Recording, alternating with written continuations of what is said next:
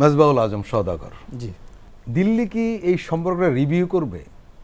এই প্রশ্নটা হচ্ছে এই কারণে যে ইন্ডিয়ার মিডিয়াতে আমরা যে ধরনের খবর দেখছি সেটা আসলে স্পষ্ট যে তারা এই গণঅভ্যুত্থান মেনে নিতে পারেনি। জি, 2 নম্বর হলো যে তারা একটি পালিয়ে যাওয়া প্রধানমন্ত্রীকে আশ্রয় প্রশ্রয় দিয়েছে এবং সেখান থেকে তাকে যোগাযোগের সুযোগ করে দিয়েছে।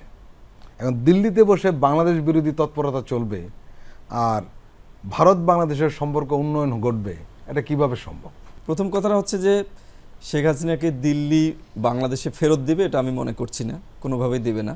আর এক্সট্রাডিশন ট্রিটির যেটা কথা বলাচ্ছে, এই ট্রিটিতে কিন্তু একটা শুভঙ্করের ফাঁকি আছে আর কি। ফাঁকিটা হচ্ছে এই যে বন্দি প্রত্যার্পণ চুক্তি আমরা করতে পারি, এটা একটা বিষয়, কিন্তু এখানে ইন্ডিয়া যে আইনের ধারাটা এখানে প্রয়োগ করবে সেটি হচ্ছে যে যাকে তারা ফেরত দিতে চাচ্ছে তাকে তারা বিশেষ অতিথি হিসেবে দেখবে, তাদের সম্মানীয় একজন অতিথি, এবং তাকে ফেরত পাঠালে যদি তার জীবনহানির কোনো সম্ভাবনা থাকে, এরকম এক্সট্রাডিশন ট্রিটি থেকে এরকম কিন্তু অনেকগুলো ধারা আছে যেগুলোকে অ্যাপ্লাই করে তাকে ভারত ফেরত দিতে চাইবে বলে আমি মনে করছি না। এটা হচ্ছে 1 নম্বর পয়েন্ট। 2 নম্বর পয়েন্ট হচ্ছে যে ভারত একটা ডিপ্লোম্যাটিক কমপ্লেক্সিটির মধ্যে পড়বে কামিং ডেজগুলোতে, এই বিষয়ে কোনো সন্দেহ নাই। কেন পড়বে সেটা আমি ব্যাখ্যা করতে চাই।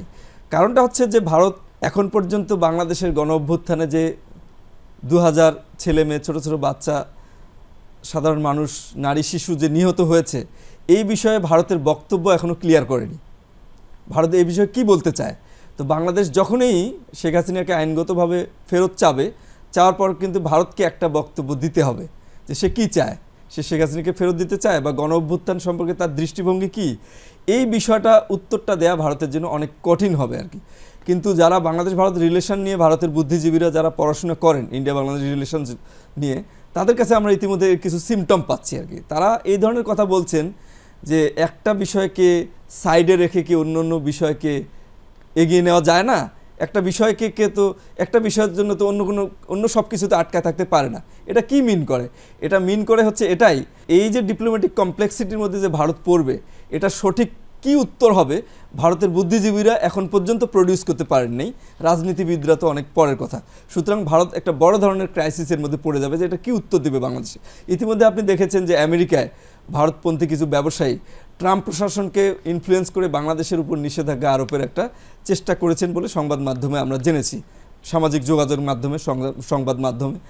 এই প্রচেষ্টাটারও বাংলাদেশ নিশ্চয়ই এটা জবাব চাবে যে ভারতের যে এই তৎপরতা, এটা জবাব কিন্তু ভারতকে দিতে হবে। তো সব কিছু মিলে ভারতের জন্য, বাংলাদেশের জন্য যতটা না কঠিন, তার চেয়ে ভারতের জন্য এই পরিস্থিতিটাকে diplomatically dealing with this situation will be very very difficult for India. আমাদের পররাষ্ট্র উপদেষ্টা তৌহিদ হোসেন কদিন আগে বলেছেন যে ঢাকার কাছে দিল্লির সম্পর্কটা গুরুত্বপূর্ণ এবং ভালো সম্পর্কটা ঢাকা চায়। ঠিক সমান সমান গুরুত্বপূর্ণ কিন্তু দিল্লিরও, কারণ ঢাকার সাথে তার সম্পর্ক ভালো না হলে তারও ভালো থাকা কঠিন। কূটনৈতিকভাবে কথা বলার একটা সুযোগ তৈরি হয়েছে বাংলাদেশে। আপনি খেয়াল করলে দেখবেন যে গত 16 বছর যে গভর্নমেন্ট ছিল, এই ধরনের কথা আপনি কখনো পররাষ্ট্রমন্ত্রী বা সচিব কারো মুখে আপনি পাবেন না। সবসময় হচ্ছে একটা সতর্কতা যে কিছু মাইন্ড করে নাকি, মানে আবার হাস্যকর মন্তব্য, স্বামী স্ত্রীর সম্পর্ক, এরকম মন্তব্যগুলো করেছে। সবগুলোই ছিল হচ্ছে খুশি করার চেষ্টা। অর্থাৎ খুশি করার চেষ্টাটা ছিল এই কারণে যে ফ্যাসিবাদকে টিকিয়ে রাখার জন্য ওই রাষ্ট্রটি তার সব ধরনের চেষ্টা চালিয়েছিল এবং গভর্নমেন্টের চূড়ান্ত লক্ষ্য ছিল যে ওই ফ্যাসিবাদকে টিকিয়ে রাখার জন্য সেই রাষ্ট্রটি কি সহযোগিতা করছে সেটাই ছিল গভর্নমেন্টের ডিপ্লোম্যাটিক যে রিলেশনসের মূল লক্ষ্য এবং মূল কাজ ছিল। এটা দু দেশের সম্পর্ক ভালো তৈরি করা, জনগণের কল্যাণ করা, এরকম কোনো বিষয় এখানে কিন্তু ছিল না। সেই কারণে এটা খুবই স্বাভাবিক।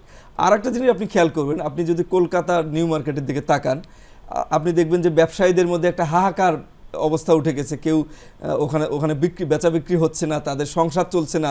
তারা প্রতিদিন বিজেপি সরকারকে, মোদিকে দায়ী করছেন যে কিছু একটা করেন। সেখানে হোটেল ব্যবসা থেকে শুরু করে আপনার বিজনেস, তারপর ছোট ছোট দোকানদার, চিকিৎসা, সব কিছুতে একটা ধস নেমেছে আর কি। বৈদেশিক মুদ্রা যে ভারত বাংলাদেশ থেকে অর্জন করে, এটা কিন্তু পৃথিবীতে বাংলাদেশ 5ম নম্বরে। আর অন্য একটা বিষয় সেটা হচ্ছে যে সেটা 4র্থ নম্বরে, যেটা বাজার ভারতের যে বাজার বাংলাদেশে 4র্থ। একজন বিক্রেতা কখনোই চাবে না যে তার বাজার নষ্ট হোক, তাকে বাংলাদেশের উপর তাকে ডিপেন্ড করতেই হবে। সুতরাং বাংলাদেশের সরকার যদি এই বিষয়গুলোর উপর কঠোর হয়, এখানে ভয়ের কোনো কারণ আছে আমাদের স্টাডি সেটা বলে না। এবং ভারত এটাকে বাংলাদেশের উপর ডিপেন্ড করেই তাকে চলতে হবে, কারণ বৈদেশিক মুদ্রা অর্জনে পঞ্চম স্থান বাংলাদেশ, এটা তাদের জন্য একটা বড় পাওয়া, এটা কখনোই তারা হাতছাড়া করতে চাইবে না। আর বাংলাদেশ দখলের যে প্রশ্নটা আসে, এটা নজরুল ভাই সুন্দরভাবে ব্যাখ্যা করেছেন, এটার প্রশ্নই আসে না। স্ট্র্যাটেজিক স্টাডিজ যারা পড়াশোনা করে তারা কখনোই এই বিষয়ে একমত হতে পারবেন না যে ভারত বাংলাদেশকে কোনোদিন দখল করতে আসবেন। বাংলাদেশকে দখল করতে আসলে চতুর্মুখী সমস্যায় পড়তে হবে ভারত, নিশ্চয়ই ভারত সেটা চাইবে না।